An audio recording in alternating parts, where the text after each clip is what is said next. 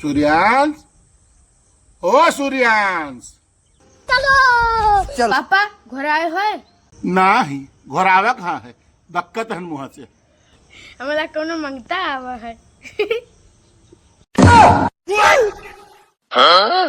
Sir उन्हें के तुका मन मंगता हमारा वाला लागत है।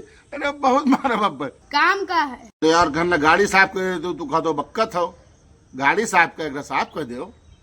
जब देखो जब काम ही कहा करता है।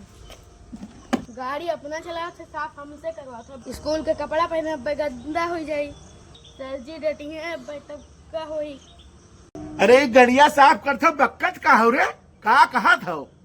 अरे गड़िया रोज तू चलतो, हमें ना चलित है और सब कुछ जिम्मेदारी हमें ना है, समझो।